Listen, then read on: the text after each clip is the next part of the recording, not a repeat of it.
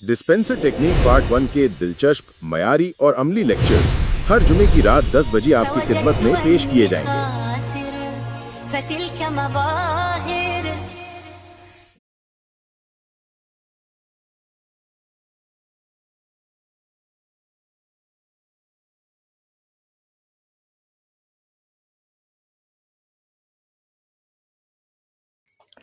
अस्सलामुअलैकुम स्टूडेंट्स, मेरा नाम है अब्दुर्रहमान अब्बास। उम्मीद है आप सब स्टूडेंट्स खैर आफियत से होंगे और अपने गुर्दों का ख्याल रख रहे होंगे, यानी पानी शानी जो है पी रहे होंगे।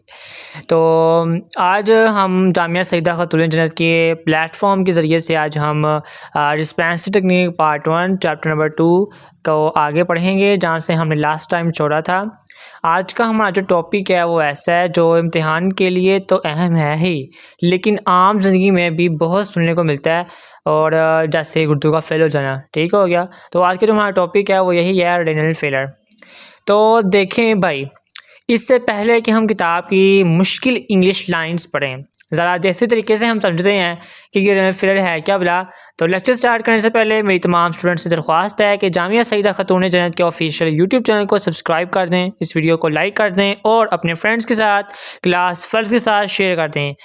जी, तो फ़र्ज़ करें कि आपके घर में एक पानी की मोटर लगी हुई है, ठीक है, जिसके आगे की फ़िल्टर लगा है। ये फ़िल्टर पानी से गंदगी निकालता है, ठीक है। अब अगर ये फ़िल्टर अचानक टूट जाए या ब्लॉक हो जाए तो क्या होगा? गंदा पानी टैंक में भर जाएगा ना। तो बस इसी तरह इंसानी जिस्म में गुर्दे जो हैं वो बिल्कुल इसी फ़िल्टर का काम करते हैं। ये खून से गंदगी निकाल कर पेशाब के ज़रिए बाहर फेंकते हैं। ठीक हो गया।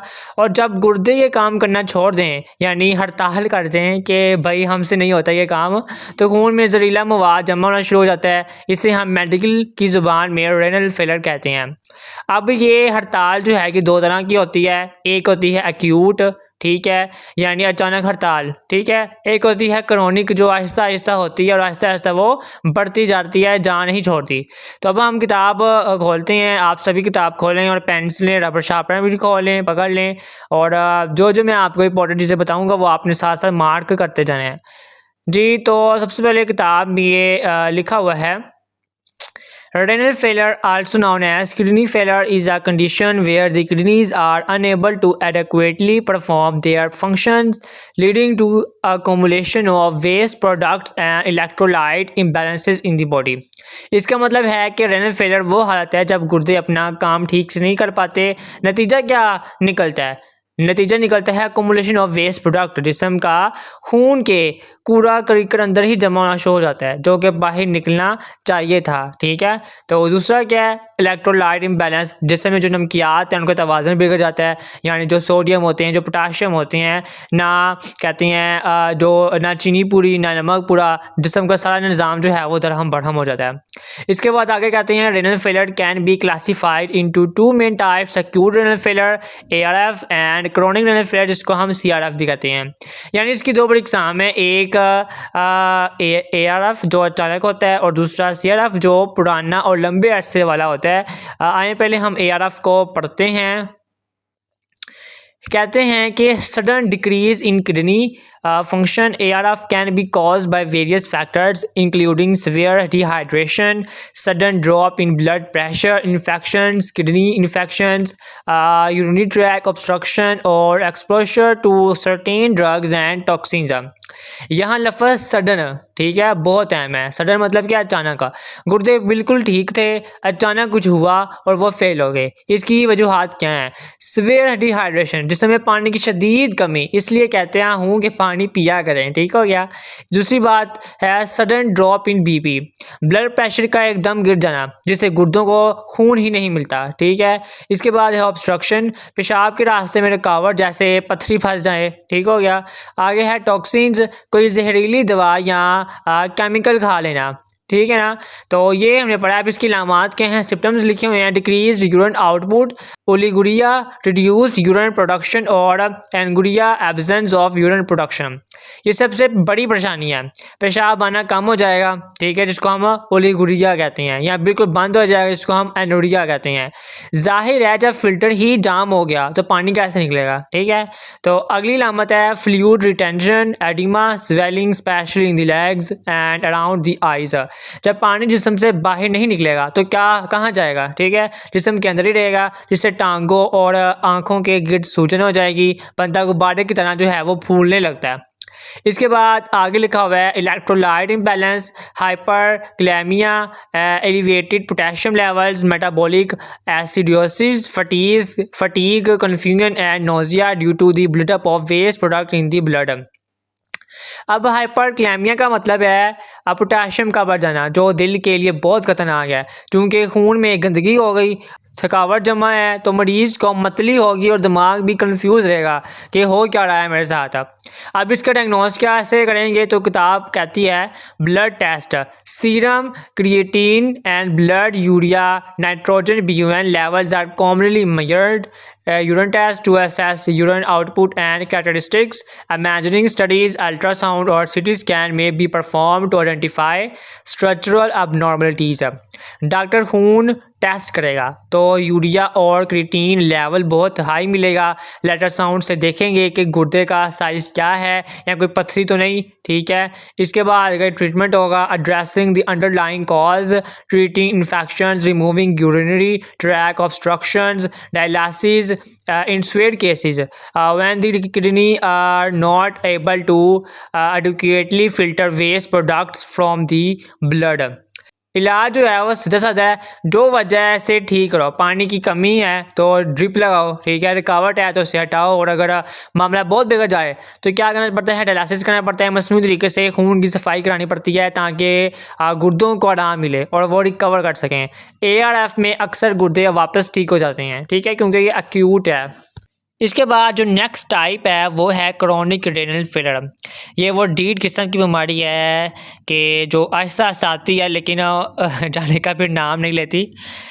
तो इसके कॉजेज़ क्या हैं, कहते हैं gradual loss of kidney function CRF develops over an extended period and is often associated with conditions such as diabetes, hypertension, glomerulonephritis, polycystic kidney disease or other chronic kidney disease।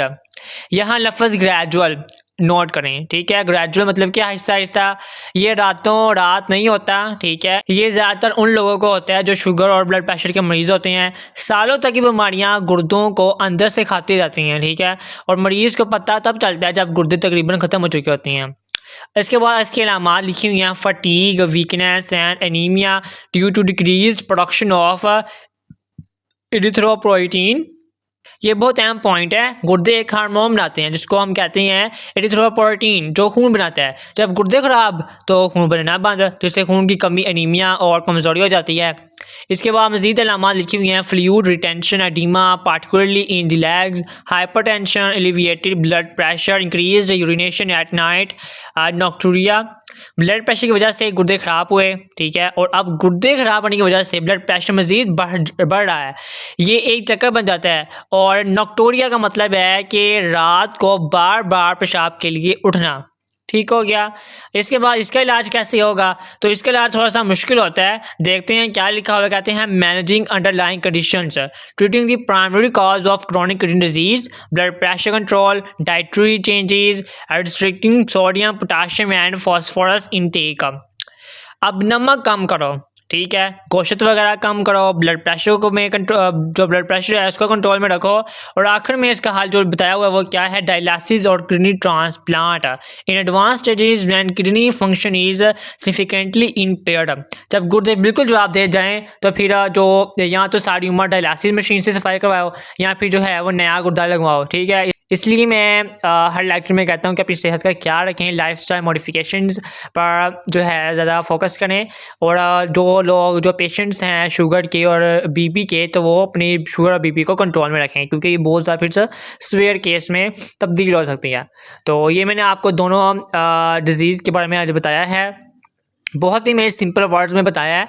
और next video में हाँ prostatic disease के बारे में discuss करेंगे। तो अगर आज के लेक्चर में किसी को कोई मसला हुआ तो मुझे ज़रूर व्हाट्सएप पर रब्ता कर सकते हैं या कमेंट सेक्शन में मेरे से पूछ सकते हैं, मैं आपको ज़रूर आंसर करूँगा।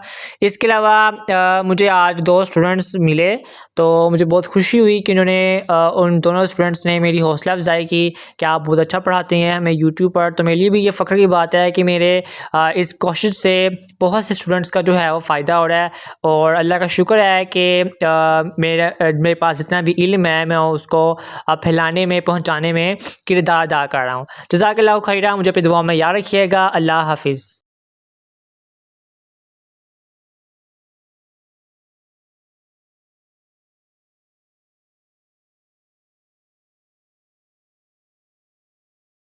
जामिया सैयदा खातून जन्नत, वो मुक़द्दस दर्सगाह जहाँ इल्मे नबवी सल्लल्लाहु अलैहि वसल्लम की रोशनी दिलों को मुनव्वर करती है। ये वो मुबारक इदारा है जो मुस्लिम ख़वातीन को तालीम और तरबियत फ़राहम करता है। यहाँ कुरान व सुन्नत की तालीमात के ज़रिए नई नस्ल को तैयार किया जाता है। अल्लाह ताला इस जामिया को बरकत अता फरमाए और इसे इल्म व हिकमत का मरकज़ बनाए। आमीन या रब्बुल आलमीन।